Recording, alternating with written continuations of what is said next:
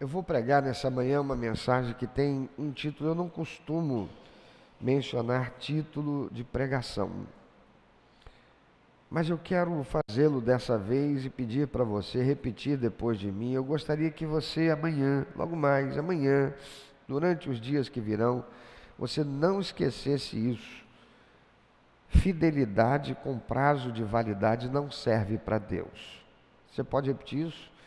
Fidelidade com prazo de validade não serve para Deus. Pode falar mais 2 vezes pelo menos.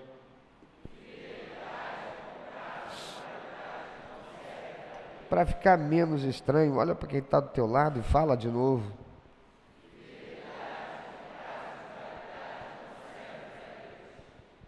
Fidelidade com prazo de validade.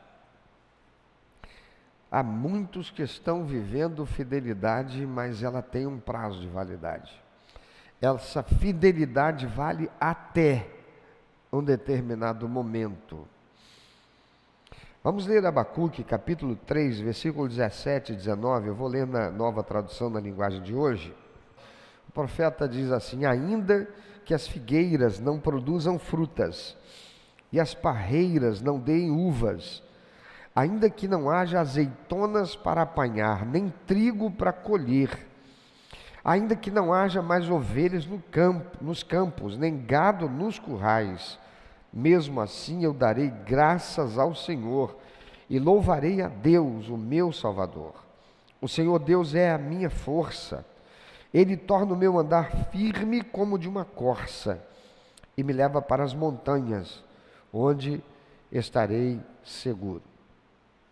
Para o contexto do profeta Abacuque, ovelhas, uvas, azeitonas, trigo, eram produtos da economia e que se faziam fundamentais, necessárias para a prosperidade e a manutenção de qualquer pessoa. Figueira fala de figo, uvas, azeitonas, trigo para colher, ovelhas nos campos, gado nos currais. Seria como dizer dinheiro na poupança, salário e emprego, condição de vida com dignidade e qualidade.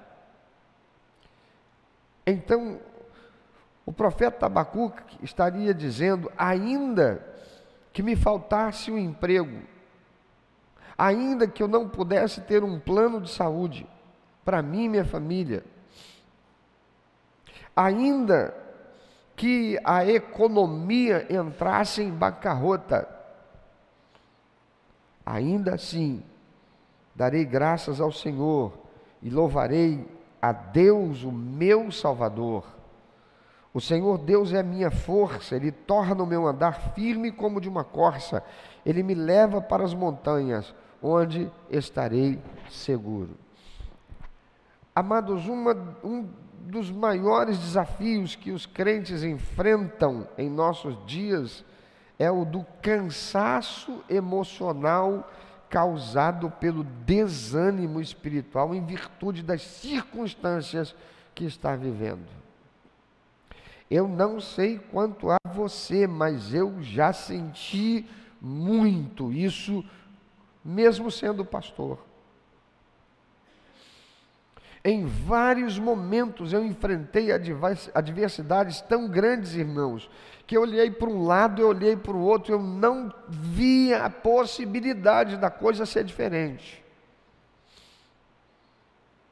E eu só tinha 2 coisas a fazer: chutar tudo e tentar começar de novo em algum lugar, ou prosseguir a despeito do que quer que estivesse acontecendo ou viesse a acontecer, para permanecer sendo fiel a Deus, esperando em Deus. Mas uma das coisas mais difíceis para nós é o esperar em Deus, porque o esperar em Deus é horrível, irmão. Não é só horrível esperar em Deus, esperar é horrível. Quando as coisas estão acontecendo bem, o tempo passa, mas parece que é um flash. Uau! Foi embora. Enquanto a gente está usufruindo de coisas boas, vivendo momentos gostosos, mas é muito rápido. Mas quando a gente está esperando por uma solução para um problema que nós não somos competentes e capazes de dar a solução, isso é terrível. Não é por outra razão que a palavra de Deus diz que o choro pode durar uma noite.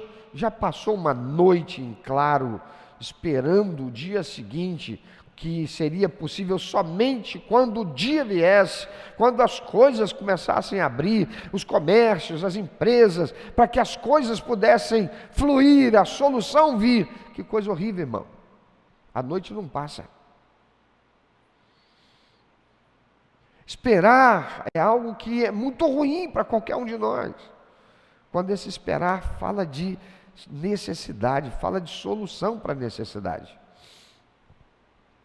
Volta e meia, crentes estão vivendo uma crise de fé porque a vida de prosperidade e realização que esperavam viver nessa vida não aconteceu, por mais que tenham se esforçado por viver santidade. Tem muito crente agora que está vivendo santidade, mas está se sentindo cansado, desgastado, esmorecendo, porque não vê solução chegar. Eles se esforçaram em serem fiéis, dizimistas, ofertantes, em frequentarem os cultos, em fazerem parte de um ministério, mas ainda assim seus casamentos não melhoraram, a vida profissional não deslanchou, a vida financeira não se tornou o que desejavam, e então começam a se cansar e emocionalmente, começam a esfriar espiritualmente. Por isso já não leem a Bíblia e nem oram. Amados, a primeira coisa que muitos crentes fazem, e todos nós somos sujeitos a isso, ao enfrentar uma crise, a primeira coisa é parar de ler a Bíblia e começar a não orar mais. Fazer aquelas orações do faça mal, faça bem, em nome de Jesus, amém? É o café da manhã, é o almoço, é o jantar, quiçá, antes de dormir, esse é então que passa direto.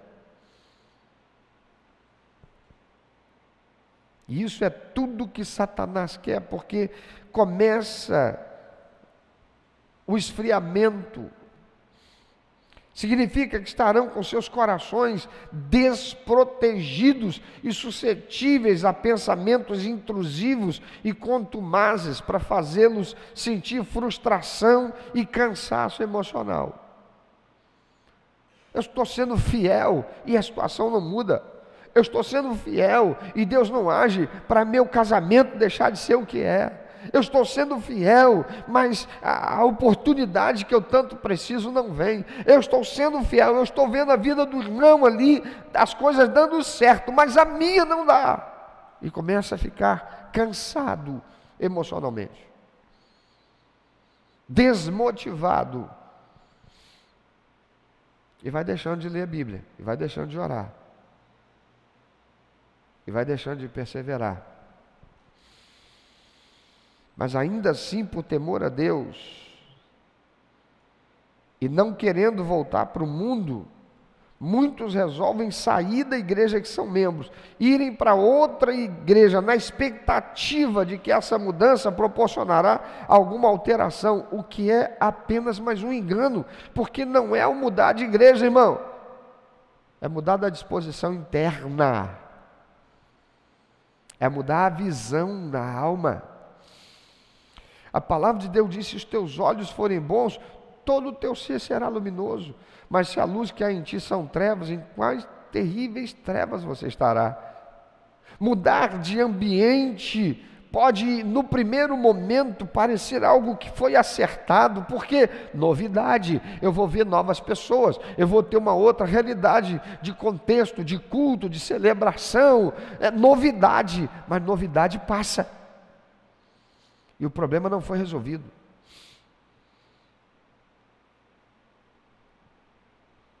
Tem muita gente que já veio para essa igreja e diz assim: pastor, estou vindo para cá, mas olha só, eu quero ficar só sentadinho, quietinho no banco. Quando alguém chega aqui falando isso, eu já sei, veio para cá para fugir. Está saindo de uma outra igreja para vir para cá na expectativa de que aqui, porque aqui foi bem recebido, é uma igreja calorosa, é uma igreja avivada, é uma igreja... Aqui a coisa vai ser diferente. Não vai, porque o problema veio junto. Ele só está mascarado. Apenas isso. A solução não está em mudar de ambiente, a solução está em mudar o ambiente interior. A palavra de Deus diz que o coração alegre aformoseia o rosto e traz saúde para os ossos. Não é possível ter transformação se a sua fidelidade tem prazo de validade. Não, mas eu não deixei de ser fiel, eu só troquei de igreja. Não, você deixou de ser fiel. Você trocou de igreja na expectativa de que as coisas sejam diferentes na sua vida. Mas onde está a fidelidade da aliança que você fez com aquela igreja que você disse: aqui é onde a palavra de Deus é pregada, aqui é onde eu encontro o ambiente espiritual que eu preciso para minha edificação, aqui é onde eu fui confrontado com a verdade eterna da palavra do Senhor, e eu faço um compromisso aqui com Deus e com ela. Mas eu mudo de ambiente para mudar o meu interior? O ambiente deve ser alterado por causa da alteração do meu interior. Eu quero mudar de casa, eu não quero mais viver com essa mulher, mas eu não posso abandoná-la porque eu tenho um escrúpulo espiritual cristão que me impede de fazer isso. Então eu mudo de igreja. Não posso mudar de casa, eu mudo de igreja. O meu problema está na maneira como eu estou vendo a vida. Então eu chuto o balde com esse emprego que, quando eu estava desempregado, pedi a Deus uma oportunidade de emprego, para eu ter sustento, para eu ter provisão, para eu prover a minha família. Deus abriu aquela porta, mas agora eu estou vivendo uma realidade interior em que eu não estou feliz e satisfeito comigo mesmo e com as circunstâncias. Eu começo então a ver aquele ambiente de trabalho que tem problema. Eu tenho problema com o chefe, eu tenho problema com o empregado, eu tenho problema com o meu colega, eu tenho problema com o meu patrão. Então eu entendo que a melhor coisa que eu tenho a fazer é chutar esse emprego e procurar um outro. Vou chegar no outro e vou encontrar a mesma coisa em pouco tempo. Porque no começo tudo são flores. É novidade. Tudo é novo. A recepcionista é diferente. Naquele lá não tinha cafezinho, aqui tem cafezinho. Naquele lá eu chegava, eu tinha que tomar café da manhã em casa. Aqui eu chego, tem café da manhã aqui para mim. Mas os problemas estarão lá também, porque eu estou levando comigo. Eu vou encontrar os que estão lá.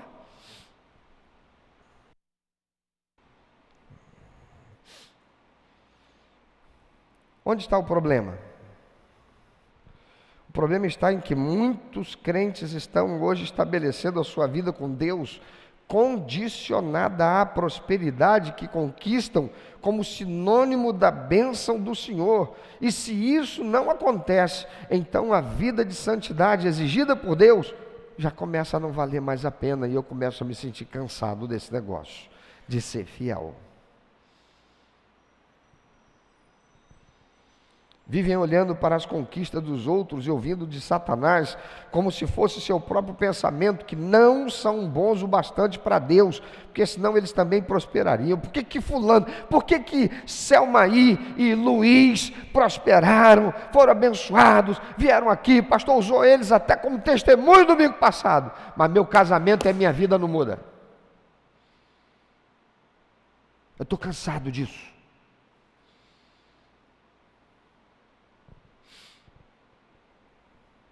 Eu me esforcei tanto e nada aconteceu todos esses anos. Eu estou cansado disso. Eu quero chutar o pau da barraca desse casamento. Eu quero chutar o pau da barraca desse emprego. Mas eu disse, foi Deus que me deu, e agora, o que é que eu faço? A raiz do problema de crentes assim é que continuamente estão dando a Satanás o direito de acusá-los pela verdadeira inclinação do seu coração. O foco das suas vidas está no tempo presente, neles mesmos e não em Deus e o que Deus já fez. Quando a gente começa a olhar pelo que a gente não tem, e a gente começa a olhar pelo que o outro conquistou, tudo que resta para nós, irmãos, é um coração cheio de veneno cuspido por demônios na nossa mente. E muitas vezes cuspido por pessoas que estão sujeitos a eles e que se apresentam como nossos amigos para nos influenciar a ir para o mesmo caminho que eles.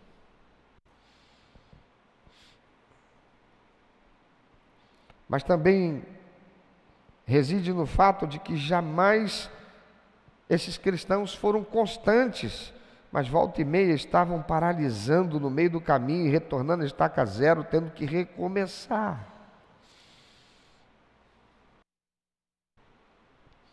Amados, vamos nos lembrar do povo hebreu. O povo hebreu estava sempre recomeçando enquanto estava indo para Canaã. Volta e meia eles murmuravam, volta e meia eles reclamavam, a gente ainda não chegou, estamos cansados dessa caminhada. Irmão, a Bíblia é a palavra de Deus e ela tem tudo o que a gente precisa. Não há uma só pessoa que não consiga se identificar, vivendo a sua vida, em algum momento, naquilo que a palavra de Deus mostra. A gente se identifica o tempo todo. Aquele povo era um povo inconstante, era um povo ingrato, era um povo que estava sempre olhando. Você vê que quando eles entram na terra prometida, eles agora estão na terra prometida, eles prosperam, eles vencem os inimigos, mas eles começam a esquecer de Deus, eles começam a se afastar de Deus, eles começam a viver a vida deles, que estava tudo bem, e aí os problemas começam a acontecer, porque não tinham constância.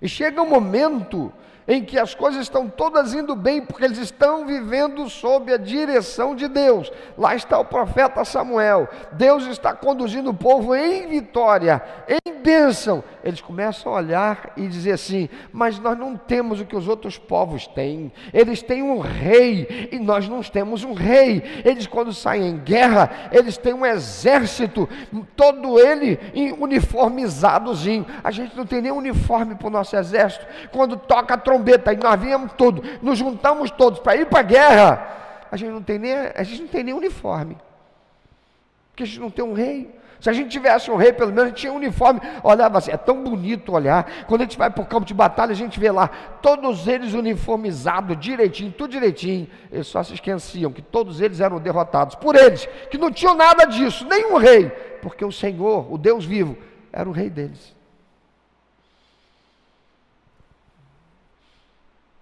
Como é terrível, irmão, que a gente tira os olhos daquilo que são as coisas espirituais e a gente começa a ver conforme a ótica que Satanás quer que a gente tenha. E enquanto o nosso coração ainda tiver isso, não é possibilidade da gente viver realmente a vitória, as bênçãos que Deus tem para nós.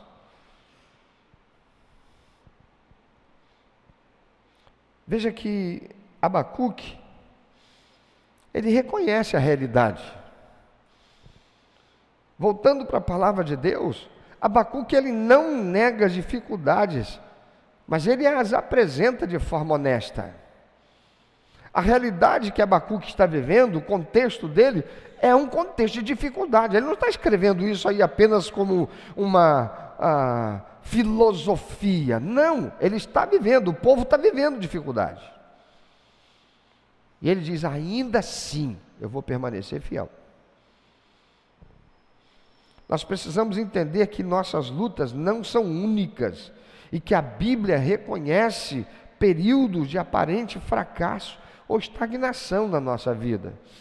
O profeta Abacuque declara a sua confiança e alegria em Deus, ainda diante de circunstâncias adversas. É como se Abacuque estivesse dizendo assim: a minha fé no Deus da minha salvação não tem prazo de validade e não depende das circunstâncias que eu enfrente.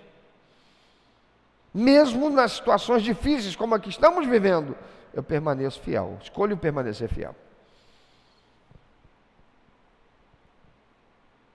Mesmo que eu não veja resultados imediatos, eu escolho permanecer fiel. E por que ele faz isso? Por focar na perspectiva certa. Por favor, repita depois de mim. É preciso focar no lugar certo.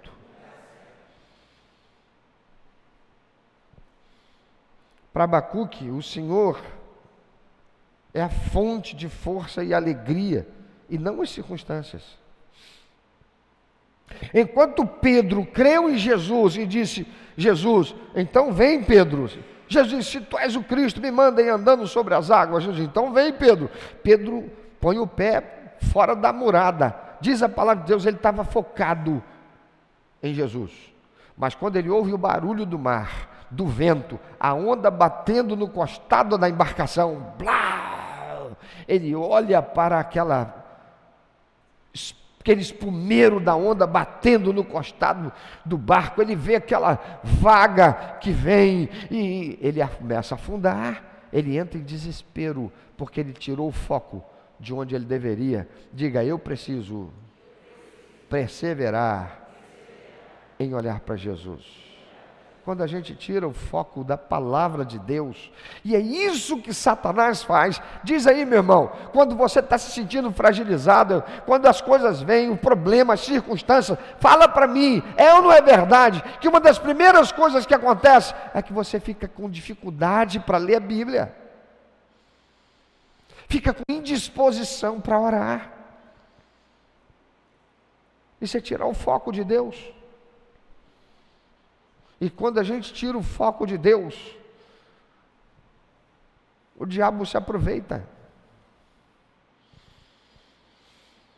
Em vez de condicionar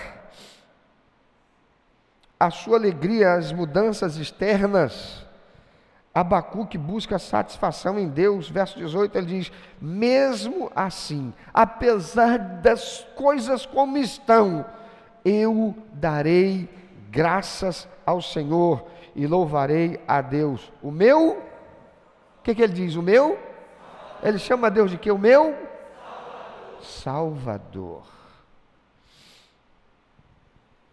Amados, estamos sendo tão bombardeados com a pregação constante de que a razão de ser cristão é prosperar nessa vida, sendo abençoado por Deus, que muitos estão vivendo crises de fé e desistindo de viver santidade, saindo das igrejas sérias para viver um cristianismo desprovido de escrúpulos morais, o que é falso cristianismo.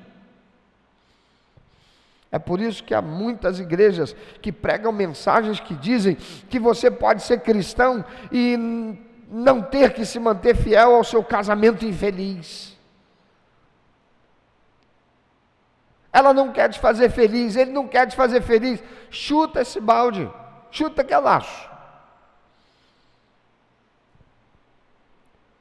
Pregações que dizem que está tudo bem em dar vazão às inclinações homossexuais, porque Deus te fez assim, porque Deus é amor, e isso é uma expressão de amor, e vem de Deus, foi Deus que te fez assim. Que está tudo bem você não ser dizimista, porque dízimo é obrigação da lei de Moisés, e por aí vai. Mudar de igreja não resolverá nada, porque o problema não está na igreja que prega e ensina a palavra de Deus sem negociar a verdade, mas no crente que está se deixando levar pelo seu coração egoísta e equivocado. E por que egoísta? Porque ele diz que crê que estava morto e condenado ao inferno, e foi salvo pelo sacrifício feito por Jesus Cristo para comprá-lo para si das garras de Satanás e da morte eterna, do afastamento eterno de Deus. Mas está querendo que Deus satisfaça as suas vontades. Está condicionando o seu relacionamento com Deus e a sua fidelidade. O permanecer servindo ao Senhor. O permanecer fiel à mudança das circunstâncias da sua vida. E eu creio que eu tenho autoridade para pregar a vocês sobre isso.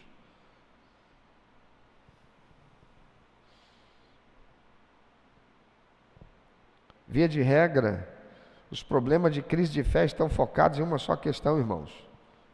Quem é o Senhor da sua vida?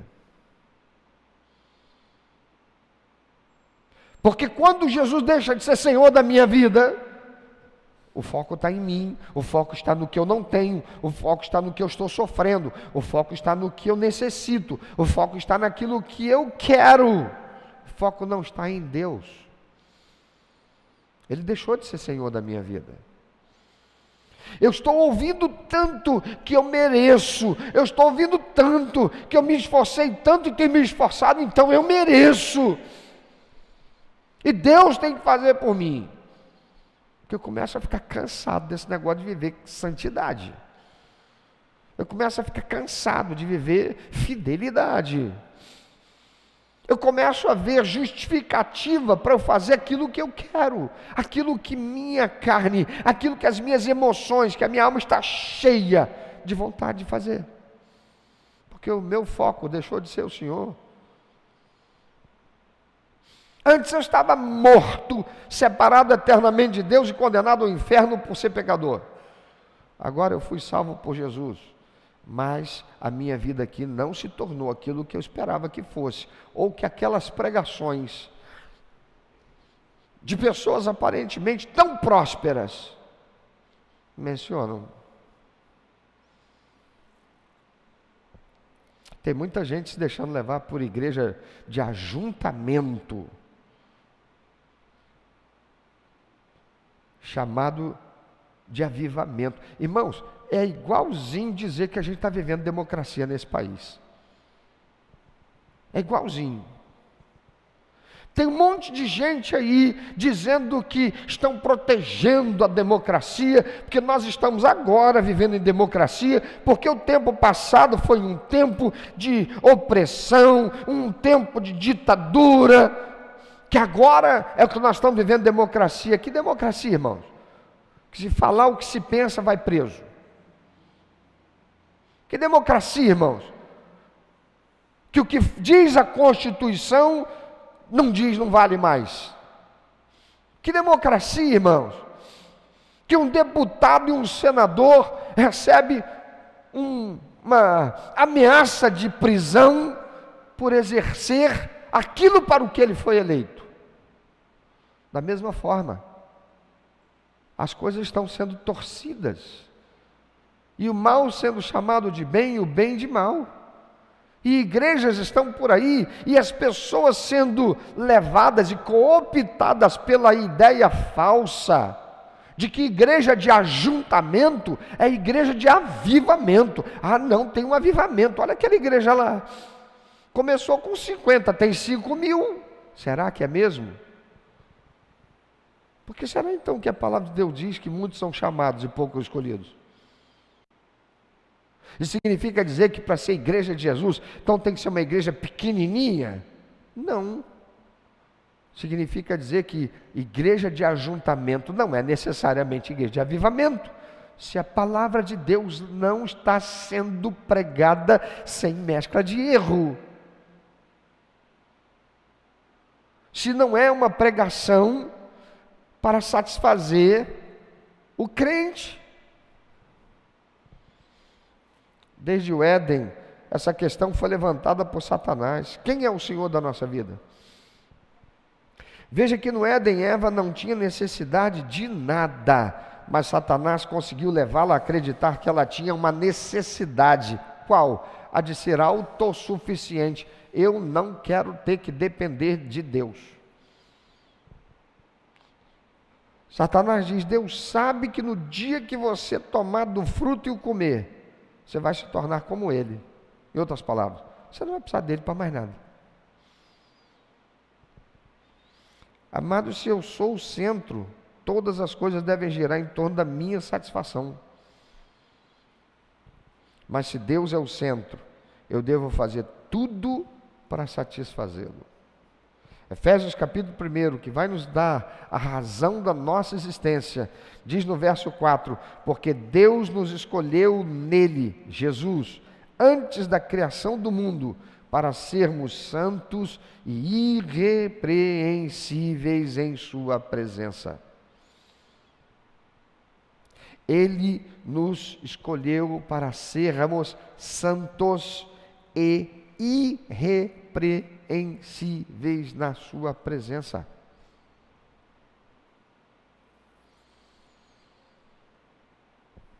Então é só isso.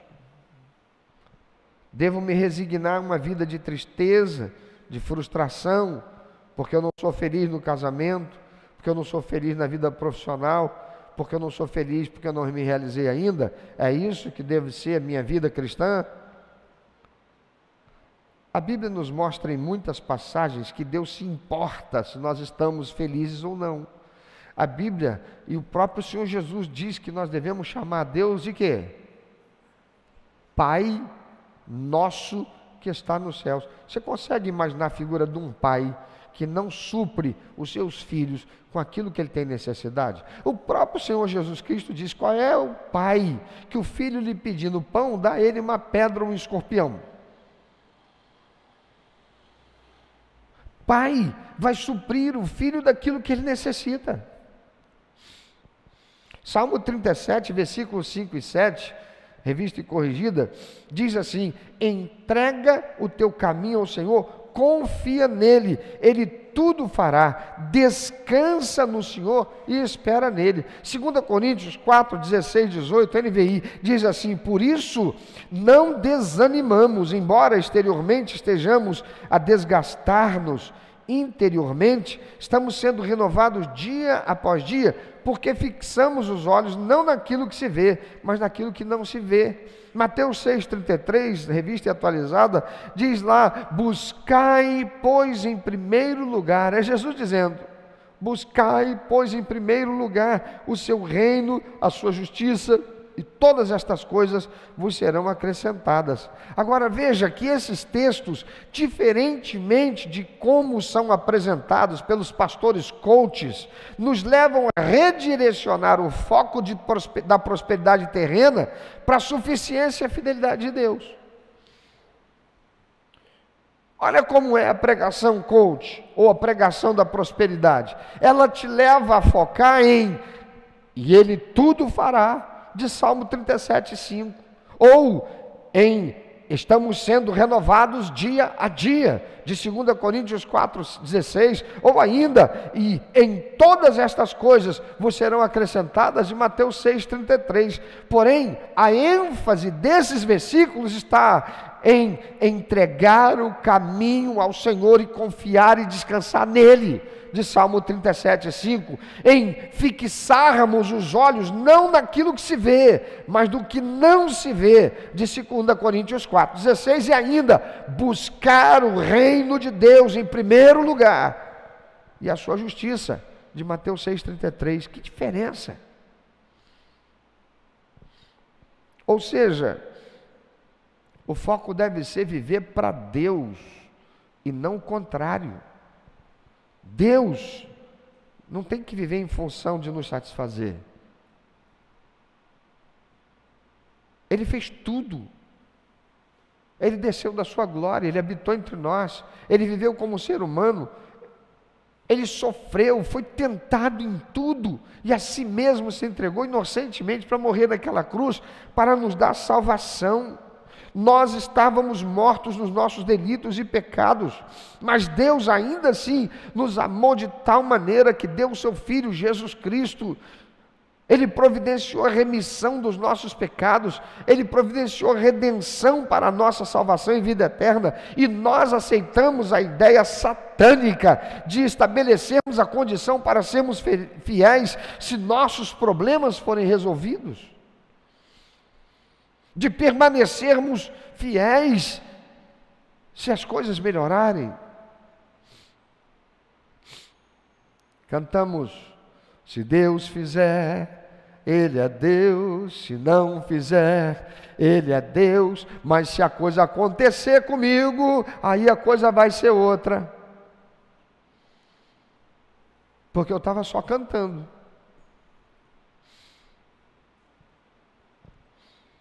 O pecado, amados, é a consequência das escolhas erradas que nós fizemos, ou de outros que estão no raio de ação que afeta a nossa vida, porque nós estamos vivendo no mundo perdido, corrompido, mas nosso destino final não é aqui. Avisa para quem está do teu lado: você é crente?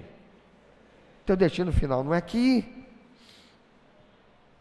Nós vivemos num mundo que está sob domínio do mal, e por isso estaremos constantemente em guerra. Imagina o que deve ser o ser cristão e estar vivendo na Síria, que está agora em guerra, ou estar vivendo lá em Israel, sofrendo bombardeio todos os dias. Deixa eu dizer para você, eu tenho uma filha, você conhece a Natália. Ela veio de Israel e está sofrendo de transtorno pós-traumático. E por quê? Porque ela viveu, por causa do que ela viveu, enquanto ela estava morando lá em Israel até agosto desse ano. Ela perdeu amigos, pessoas queridas, ela vivenciou com famílias a tragédia de ter seus filhos jovens massacrados naquele massacre lá no sul de Israel, feito pelo Hamas. Ela conviveu com pessoas que tiveram seus entes queridos massacrados, queimados vivos, grávidas, tiveram suas barrigas rasgadas e as crianças tiradas de lá e jogadas no chão e pisadas. Ela viveu a realidade de estar aqui, de repente uma sirene toca e tem que desesperada correr para um lugar, um bunker, onde ela possa ser protegida, porque a bomba pode cair, o míssil pode cair em qualquer lugar e morrer. Você já pensou em viver assim? Ela não nasceu num ambiente em que as pessoas vivem isso todos os dias, e por isso já estão acostumadas. Por mais terrível que seja, uma criança que nasce numa favela conflagrada, onde tem tiroteio todo dia, de certa forma aquilo acaba passando a ser algo corriqueiro, a gente está acostumado. Não que isso seja bom, não que isso seja aceitável. Agora vai eu lá entrar naquela favela e o tiroteio começa. Que desespero, eu já vivi isso. É justo querer que seu casamento seja feliz e não depende de você, mas depende do outro, que não faz nada por isso? É claro que é justo. É justo querer que a sua vida profissional e financeira melhore? Sim, é claro que é justo. Mas Lamentações 3, 39 e 40 também diz que nossas escolhas nos levam a sofrer e ainda assim nós devemos nos voltar para o Senhor.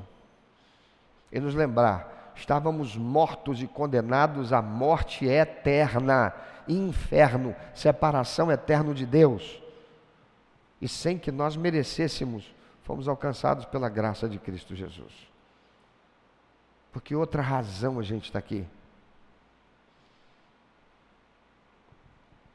Quantos começaram errado o casamento e agora vivem crises existenciais e de fé porque Deus não fez o cônjuge ser diferente?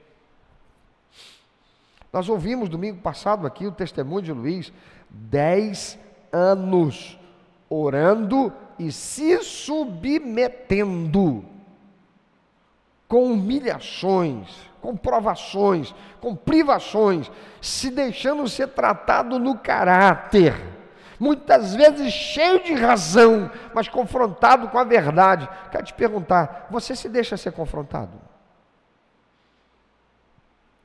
Aqueles que estão vivendo esse tipo de esgotamento emocional e espiritual, não procuram mais andar com um parceiro de prestação de contas, não procura mais o pastor, está andando sozinho, é refém de Satanás,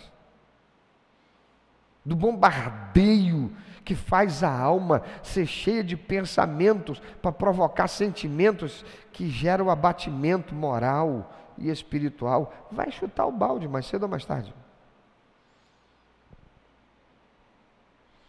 Quantos não quiseram estudar? Quantos não se esforçaram? Agora querem viver prosperidade porque são honestos e dizimistas? Deus é justo, irmão. A prosperidade para quem não se esforçou quando devia, vai ser muito mais cara, vai exigir muito mais investimento, vai exigir muito mais sacrifício, porque não se sacrificou e não investiu quando precisava. Pedrinho, fica em pé. Olha para esse garoto. Que idade você tem, meu filho? 20 anos. Quantas meninas você já namorou? Não ouvi. Não ouvi ainda não. Fala bem alto. Nenhuma? Ah não, câmera, foca naquele garoto. Ele não namorou ninguém até hoje? Eu posso dizer, não está faltando gente querendo, hein? Garoto tão bonito, olha lá. Porte bonito. Ele só não tem o músculo que eu tenho. 20 anos, acabou de se formar. Você se formou em quê, meu filho? Não entendi. Tá bom, mas recebeu a formatura. De quê, meu filho? Para sargento. Para sargento. Irmãos, desde que eu conheço esse menino, que saí da barriga da mãe dele, eu casei a mãe e o pai. Esse menino estuda. E sempre buscando, pastor, vamos orar, pastor, porque será que é a vontade de Deus, com a direção de Deus para a minha vida? Estuda. E no grupo que ele está ali, você se lembra quantos eram da sua turma quando começou? 73. Sabe quantos tem hoje? 56. Faz a conta aí, você que é bom de conta. 73 para 56 dá quanto? 29. Foi embora, não aguentou. Não aguentou e pulou fora. Desistiu. Pode sentar, filhão. Esses que desistiram nunca serão prósperos como ele. E por que ele aguentou? Porque ele se preparou para isso. Agora tem gente que não quer estudar, tem gente que só quer namorar. Não, mas eu sou adolescente, sou jovem. Não, qual o problema? Não tem problema nenhum namorar. Vai lá, namora. Relega o futuro para o futuro. Queima etapa. Todo mundo namora, só eu que não. Minhas colegas todas, eu já não aguento mais ouvir dizer que eu sou bebê. Para quem não sabe, é boca virgem, nunca deu um beijo. Não é a gíria do meu tempo. No meu tempo a gíria é outra, eu não vou nem falar aqui. Imagina, só eu que nunca namorei. Ele também não. E tem um monte de garoto da idade dele, 20, da idade dele, que ainda não acertou na vida. O rumo ainda não está certo. Por que não? Eu já ouvi tanto, irmãos. Eu não gosto de estudar, pastor. Estudar para mim, eu gosto de fazer coisas. Eu tenho facilidade de fazer coisas e tal. Eu não gosto de estudar. Beleza. Pode se tornar um profissional muito bom e até bem sucedido, mas nunca será como um engenheiro. O engenheiro vai mais longe. via de regra. Ah, não, mas fulano deu muito certo, fulano não tem nem faculdade, e mal completou o 2º grau, está lá, empresário, tem uma empresa. Eu conheci um monte de gente também que ganhou, conheci não, eu ouvi falar de muita gente também que ganhou na loteria. Mas de milhões que jogaram na loteria, um ou outro ganhou. Você está apostando que você vai ganhar? Esse é que é o problema, irmãos, também.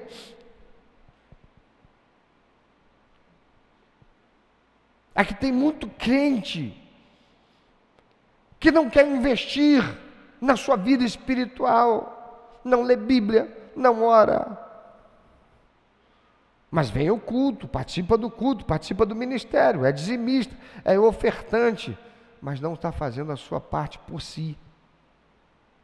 Porque ser dizimista e ofertante é obrigação minha, que digo que sou do Senhor Jesus, remido e lavado no sangue daquele que morreu para a minha salvação e me deu a vida eterna sem que eu merecesse. Mas esse ambiente consagrado de culto e de igreja não é a vida está lá fora. Aqui eu cultuo a Deus, independente do que eu venho trazendo lá de fora, porque eu sei o que Deus fez por mim. Para eu ser vitorioso lá fora, lá é uma batalha, lá é uma guerra, lá é uma selva.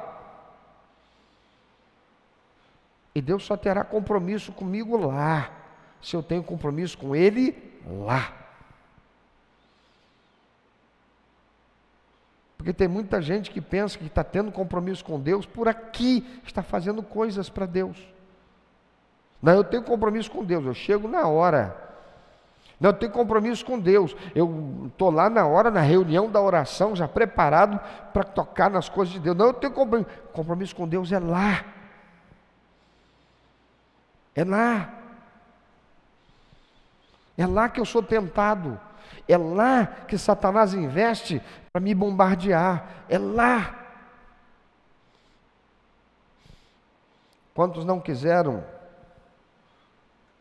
se preparar e hoje estão enfrentando as circunstâncias adversas, esperando que porque são fiéis a Deus, Deus deve mover céus e terras para fazê-los prosperar. Prosperidade, irmão, é ter paz, equilíbrio e satisfação.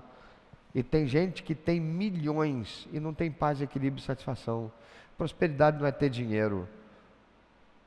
Prosperidade não é poder colocar um filho numa escola particular, bilíngue e cristã evangélica. Porque a minha filha estuda numa escola cristã, evangélica, batista, e está cheio de filho de crente dando mau exemplo, porque os seus pais não são um exemplo.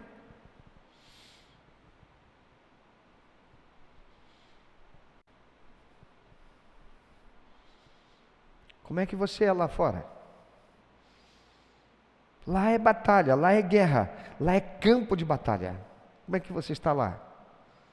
Sendo fiel? Com os olhos em Jesus, olhando para a água explodindo no costado do barco.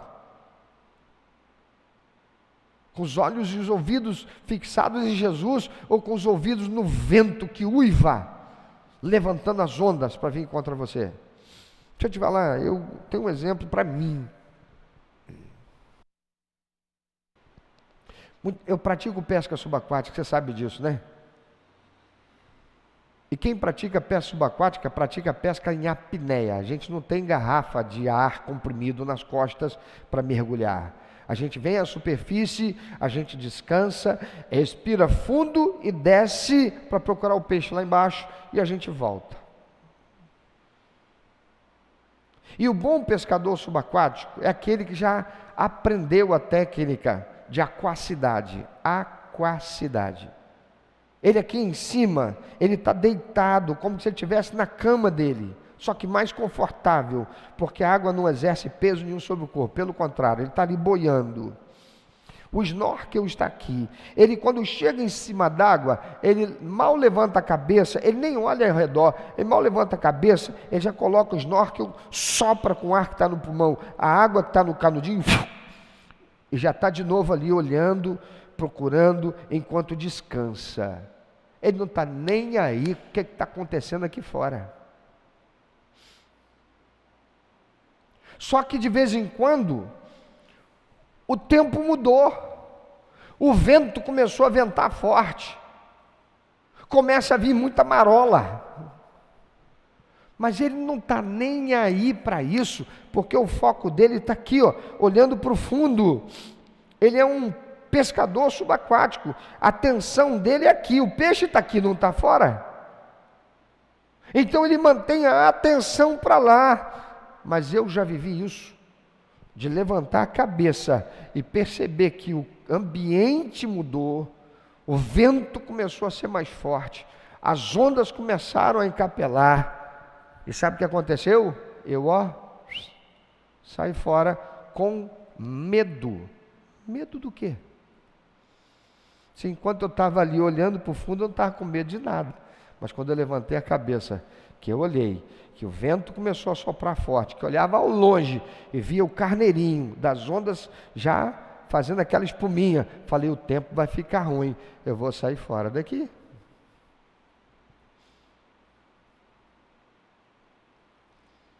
Mas enquanto eu estava olhando para baixo, nem me toquei, eu nem percebi coisa alguma. Quando a gente está olhando para Cristo, ainda que as coisas estejam turbulentas aí fora, irmão, a gente não tem medo. Satanás não influencia nossa mente com pensamento de medo, pensamento de desânimo. Mas não tem como a gente viver lá fora e a gente não olhar as coisas que estão acontecendo, porque senão, o que nós seríamos?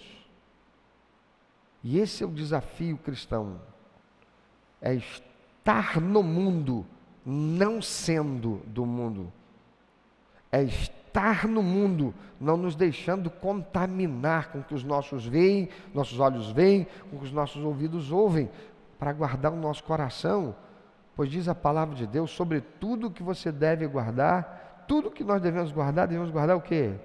Nosso coração. É dele que procede os caminhos da vida. Eu vou desanimar e largar tudo, eu vou me encher de força, coragem e vigor, e eu vou seguir em frente. Vai depender de quem é o Senhor da minha vida. Quem é que me conduz? É o Senhor? Ou são as circunstâncias, as expectativas frustradas? Enquanto o nosso foco estiver nas coisas daqui desse mundo, e não valorizarmos a salvação que nos deu o Senhor ao preço do sacrifício do seu Filho Jesus Cristo, por que deveria o Senhor fazer alguma coisa para tornar diferente a consequência das nossas escolhas?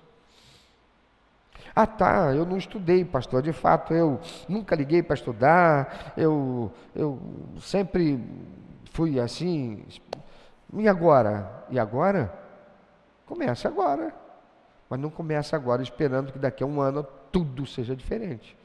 Não começa agora esperando que aquele que levou anos plantando para agora está colhendo, você consiga colher mais rápido do que ele. Você vai chegar lá. Deus me mostrou isso na minha vida. Eu, por volta de 28 anos, eu perdi tudo. 26 para 27 anos, eu perdi tudo, fiquei 2 anos desempregado, não consegui emprego nem para limpar chão, todas as portas foram fechadas, entrei em depressão, valia 3 quilos mais que o saco de cimento, minha mãe me levava para o banheiro, escovar meus dentes, para me dar banho, colocou comida na minha boca, porque eu já não tinha mais nem vontade de viver. E quando eu me arrependi pelos pecados que cometi, consertei com Deus, para recomeçar a minha vida, eu recomecei do mais baixo do baixo. Para 2 anos depois, as coisas começarem a melhorar na minha vida. Eu nunca me esforcei, eu nunca estudei, eu nunca dediquei, eu nunca investi. Agora eu quero que Deus abra as portas do céu e faça nova todas as coisas, me tornando próspero e abençoado. Isso é pregação coach. Isso é teologia da prosperidade. Esquece. Isso é mentira. Isso é para igreja de ajuntamento. Igreja de avivamento é aquela que você experimenta, você e Deus.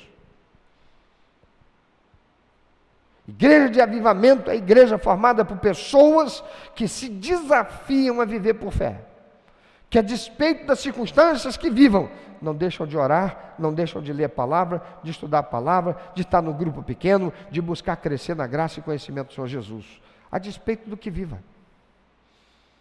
Está tudo bem? Estou com Jesus, amém. As coisas não vão bem? Estou com Jesus, amém. Por quê? Porque o céu não é aqui, irmão. E basta cada dia o seu mal. O mal de hoje não quer dizer que vai ser o de amanhã. E se for? E se for, na eternidade não vai ter mal, pronto. Mas Satanás quer nos fazer ficar tão focados naquilo que a gente não tem, que a gente desmerece o que não fizemos nada para ter, nem merecemos. Mas ainda assim nós obtivemos, pela graça, favor imerecido de Deus, que foi a nossa salvação. Eu sei que essa pregação é totalmente diferente do que alguns poderiam querer, mas eu não posso pregar uma mensagem que te engana, que te agrada, que cria em você uma falsa esperança, baseada nos teus méritos por ser filho de Deus, para fazer você sair daqui pisando em nuvens, certo de que tudo será diferente. Se você não sabe dar valor ao sacrifício vicário de Jesus naquela cruz, para a sua salvação e vida eterna, que você não mereceu, então, porque Deus, que tem interesse sim, em que você seja feliz nesta vida, por que Ele deve fazer alguma coisa para sua vida se tornar diferente? Gálatas capítulo 6, versículo 9, a palavra de Deus diz: e não nos cansemos de fazer o bem, porque ao seu tempo ceifaremos, colheremos, se não houvermos desfalecido.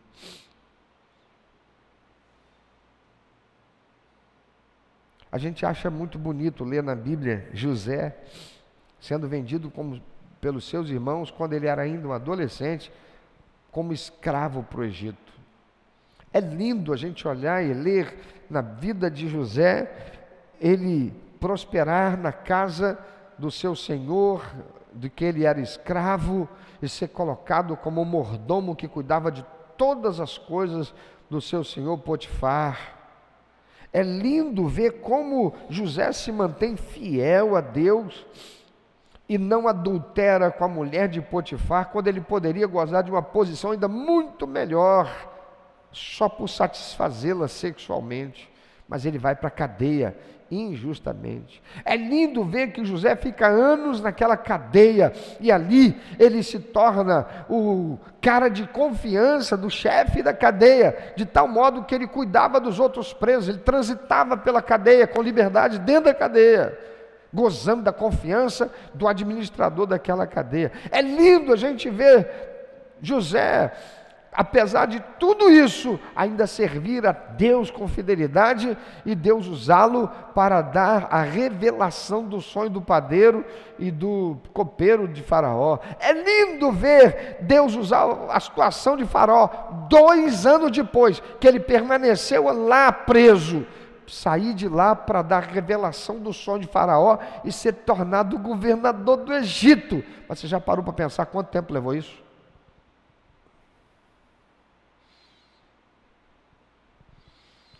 Você já parou para pensar quanto tempo levou isso? E quanto tempo desse tempo que levou, José teria sido tentado, como eu e você, a chutar o balde, largar para lá, esquecer esse negócio de ser crente, que isso não dá certo não, porque isso não leva ninguém à prosperidade, porque isso é tudo mentira, porque senão a minha realidade seria diferente.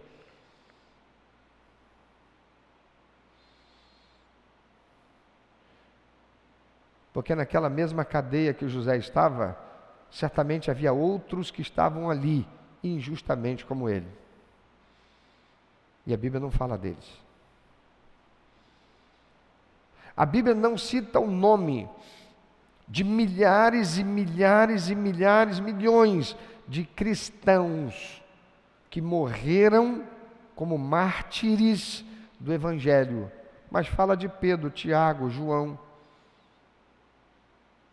de Mateus, de Paulo. E por causa disso, aqueles que morreram como mártires, por não negarem a sua fé em Jesus, são menos importantes. Quem é mais importante aqui? Felipe que está lá no som ou eu que estou pregando? O Igor que está ali como meu atalaia, o Nivan está lá como recepcionista ou eu que estou aqui pregando? Quem é mais importante aqui? Não tem ninguém mais importante. Todos estamos cumprindo um propósito. Todos estamos na mesma carreira, com funções diferentes, mas importância igual para Deus. Você tem total importância para Deus, como esse que está do seu lado, como eu que estou aqui falando contigo. Mas Satanás quer fazer a gente pensar que a gente não vale nada. Porque se a gente realmente valesse alguma coisa, Deus estava se importando com a gente, não estava deixando a gente viver o que a gente está vivendo. E não nos cansemos de fazer o bem, porque a seu tempo ceifaremos, se não houvermos desfalecido. Quantas vezes, irmãos, eu fui tentado a chutar o balde? Crise no relacionamento, crise no ministério, crises. Porque não há ninguém que esteja fora do nível de alcance, de tentação, de opressão de Satanás para fazer com que a gente chute o balde, dê as costas, esmoreça. Ouça, mudança de ambiente não muda o ambiente interno que expressa a verdade que existe em nós. Você pode mudar de igreja, o ambiente vai ser diferente. Inicialmente, o ambiente vai te dar uma sensação de que algo mudou, é novidade. Só até a página 2, porque o problema continua. Então resolva esse problema é entre você e Deus. Decida quem você é no mundo espiritual. Você é o filho de Deus, a filha de Deus, que tem consciência de que a tua salvação, a vida eterna, custou o preço precioso do sangue de Jesus vertido na cruz do Calvário, para te dar salvação e vida eterna, mas para que você, nesta vida, viva uma vida de paz, de equilíbrio, de satisfação, não pode depender das circunstâncias, tem que depender do relacionamento que você nutre com Deus. E não é porque eu sou teu pastor que para mim é diferente. Então não desista. Volte os seus olhos para Deus e seja grato pela salvação. Não seja inconstante. Tem gente que só é dizimista enquanto as coisas estão indo bem no relacionamento com Deus, enquanto as coisas estão indo bem, enquanto a vida está indo bem. Mas pior que tem gente que quando está tudo bem, deixa de ser dizimista, deixa de ser fiel. Aí daqui a pouco não é fiel porque as coisas ficaram ruins, e ficaram ruins porque deu lugar a Satanás, roubar, matar e destruir. Aí já não é fiel porque as coisas ficaram ruins. Deixou de ser fiel quando tudo estava bem.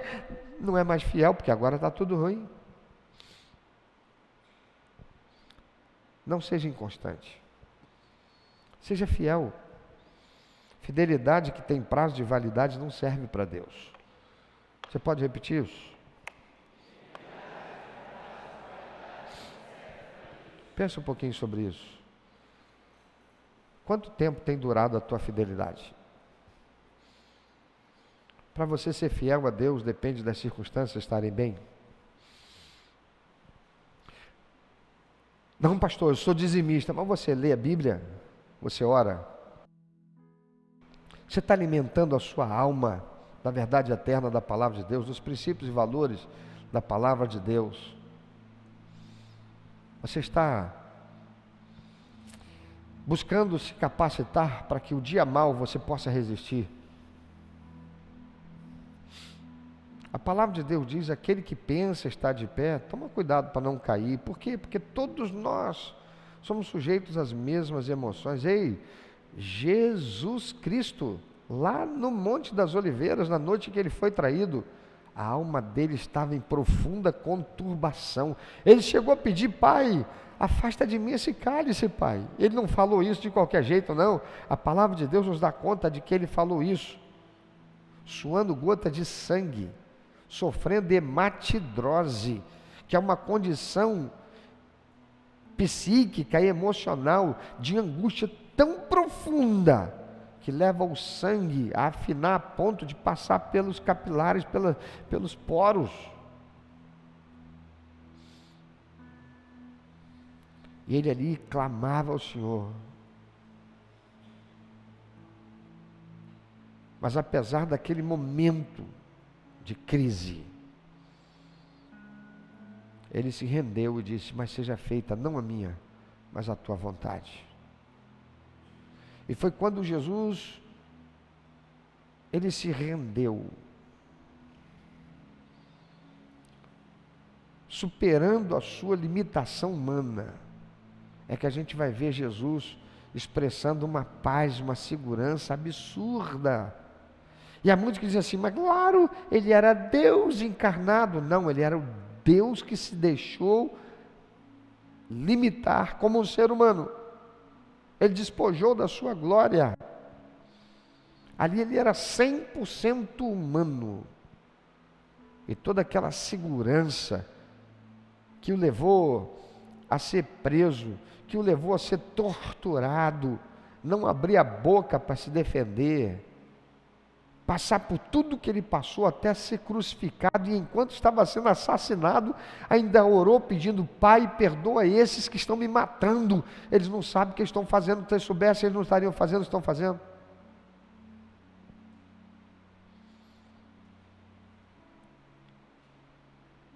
E é isso que eu e você precisamos, meu irmão.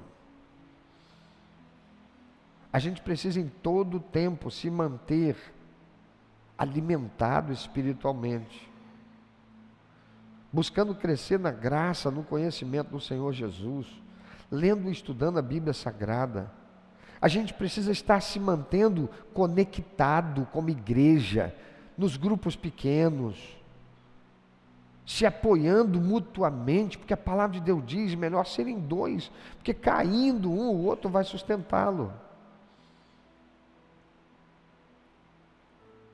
Mas quando a gente anda sozinho, a palavra de Deus claramente diz: nós somos reféns, refém do sentimento, refém da opressão de Satanás na nossa mente, com pensamentos intrusivos que parecem ser os nossos pensamentos, pensamentos que não param, eles são contumazes, eles vêm como uma cachoeira, gerando angústia, desequilibrando o nosso emocional, para que, fragilizados assim, tomemos as decisões erradas. Decisão baseada na dor é sempre uma decisão ruim. Decisão baseada no sentimento é sempre uma decisão errada. A decisão acertada é aquela que é baseada na convicção da nossa identidade e do senhorio de Cristo em nós. Não importa o que aconteça, eu escolho permanecer fiel. Ainda que as coisas não mudem. Se a minha mulher desistir, ela não quiser, eu vou perseverar. Mas a minha vida sexual foi para o espaço. No céu eu não vou ter vida sexual. Mas e a pressão sexual que eu sofro aqui? Jesus Cristo disse: aquele que quer vir após mim, negue-se a si mesmo. Tome a cada dia a sua própria cruz e me siga. Pastor, mas ali na igreja ali do ajuntamento não prega isso. Então vai para lá, seja feliz e vá para o inferno. O senhor está me mandando para o inferno? Eu não. Você está negando a palavra de Deus, você quer viver facilidade. E Jesus disse que não tem facilidade para quem segue a Ele. Ele diz que a porta é estreita, o caminho é apertado, é espinhoso, mas conduz à salvação. Está cheio de lugar aí, com porta aberta, larga. Você não precisa deixar o homossexualismo, essa inclinação que você tem para aquilo que é o que a palavra de Deus diz, que ofende a santidade de Deus. Lá diz que não ofende. Você que faz a escolha, cara. Mas toma cuidado que o ser feliz, pelos princípios do mundo, pela interpretação sociológica da Bíblia, filosófica, queer,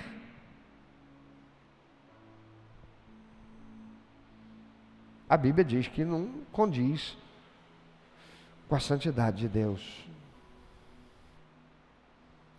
O Senhor não prometeu a nenhum de nós outra coisa senão aflições. No mundo tereis aflições. E não será mudar de igreja que vai tirar a gente do mundo. Não será mudando de mulher ou de marido que vai tirar a gente do mundo. Mas pode significar tirar a gente do céu. Pensa sobre isso.